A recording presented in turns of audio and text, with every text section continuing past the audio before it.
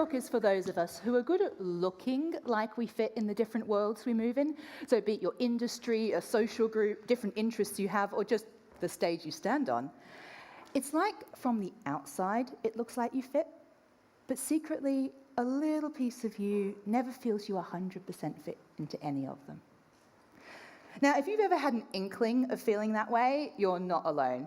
I mean, I felt the same, so there are definitely two of us. And I've spent the last 8 years helping thousands of people get paid without compromising their personality. And in doing that, I discovered a few things that surprised me about being this way.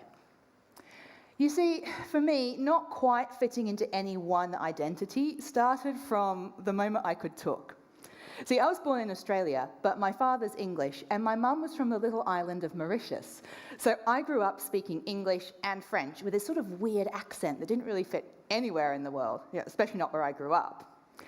But the first time I really thought about this topic was one day when I was 16. See, being a lifelong nerd, at 16 I was at the top of my class, along with this other boy. And one day my teacher took me aside and said, "Marianne, you and I have something in common. We're both generalists." At which point I thought, great, that sounds like a good word. And then he continued. Now, the other boy, he's different from us. He is a specialist. And the one thing I've learned is that the world rewards specialists, not generalists. That's why he's going to do really well.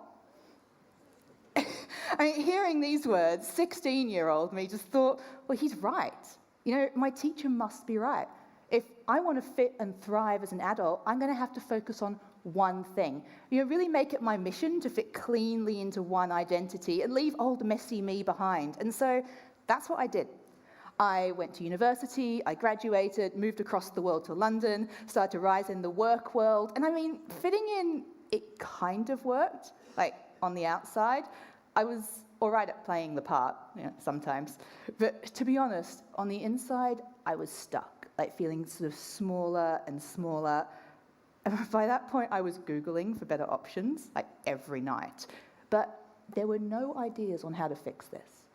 I mean, all the advice was the usual cliches, like, find your one big passion or find your tribe. Like, seriously? What do you do when you've never seen a place that you completely fit? Not just one where you kind of look like you do.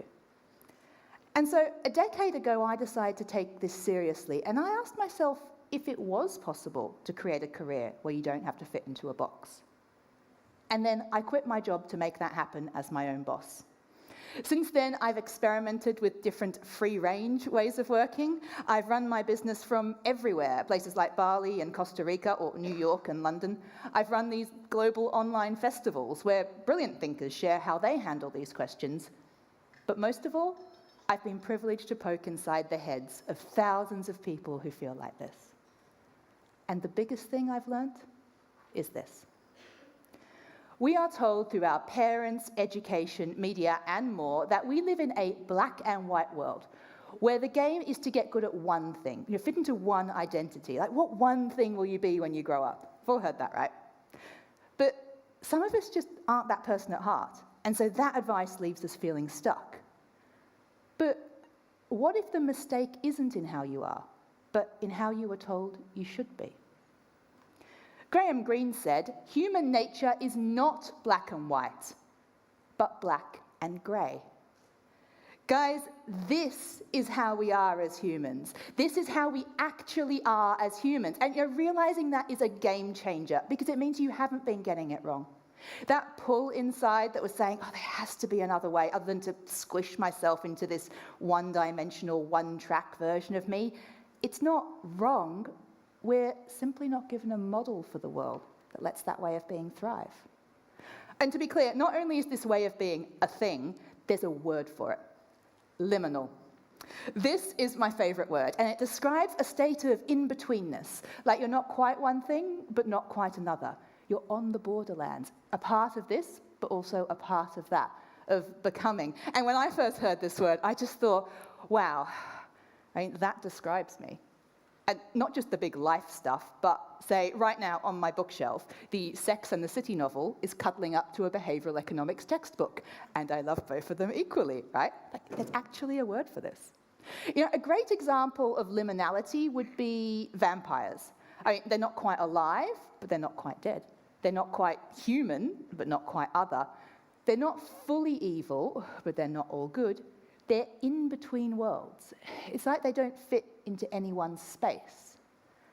But why would I mention that here?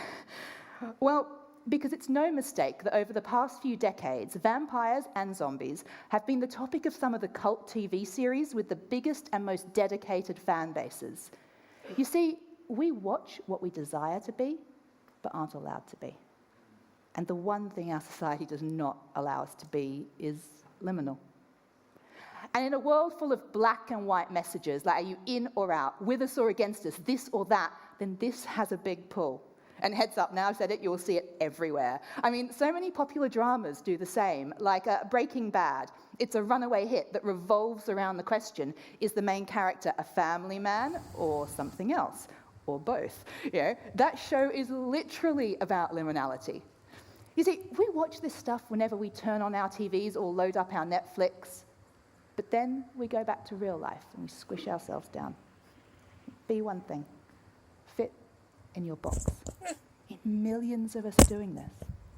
But it doesn't have to be that way. See, here's a different model.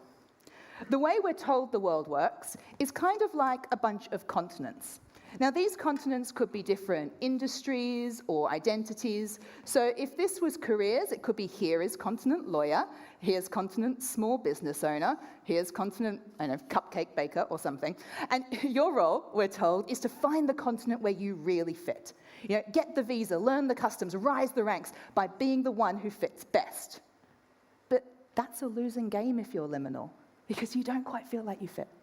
So your only option, other than to pretend, is to look for a continent where you fit better. But even though the other world might seem exciting at first, soon you get disappointed, right? Like it wasn't quite as you thought. Like you have to leave another bit of yourself behind. And so the cycle continues. But what's the alternative? Well, it's to create your own island. An island where every bit of you fits. And you create this island just off the shore of your favorite continent, and it takes the best of that world and fills out the rest with the best of the other worlds you have a foot in. So these could be bits of your personality or background or something you can't help being. So let me just give you an example. Consider an island where you do business strategy for people who run their own thing. Now, the continent approach would be to look for others who do this and tell yourself, God, I should be more like them. Maybe Facebook stalk them or something. But here you get to create your own version. So your island could be populated by the fact that you're a highly sensitive person in a field that's traditionally more brash. Could have some of the storytelling you can't help do, a sprinkle of your travel lust, a light dusting of being a straight talker, and so on. And by the way, that's a fair description of one of my islands. And I couldn't have found that job description anywhere, right? I did look. And that's the bottom line. You don't find your place as a liminal person. You create it. So as I said that, I realized this could sound like, isn't this a compromise? Like a workaround to deal with your weirdness? Wouldn't it be better to not be like this in the first place? Well, when you take the things it means to be liminal, like having a foot in more than one place and bridging worlds, a slightly different personality to others around you, maybe not focusing on one idea forever to the exclusion of anything else, when you take those things and apply them to yourself, we can feel shame. Like we're getting it wrong, being weird, not doing the grown-up thing right. But here's the thing. If you take those same traits and apply them to others, you know who that describes? It describes leaders. It describes change makers, innovators, creators. It describes the very people we're telling our children to aspire to be, and they get there through the traits that we tell ourselves to squish down and hide. I mean, take successful innovators. Innovation does not happen by some guy sitting in a silent white room for weeks just waiting for inspiration to strike. That kind of sounds like how writer's block happens, but innovation, however, happens generally from an idea being taken from one world and used in another. Like, say, a tiny camera with a tiny plastic lens. That didn't sell to camera buyers, but put it on the back of a mobile phone, and bingo. Similarly, people who create movements, who are seen at the forefront of their field, they didn't get there by being like everyone else in that continent. They created their own island off the coast of that space. Movements are created by liminal people. So your liminal edge could be something about background, or maybe a personality trait that you could hide away for being too different, but instead you... What do I do for fun, Jennifer? Just regular ass shit.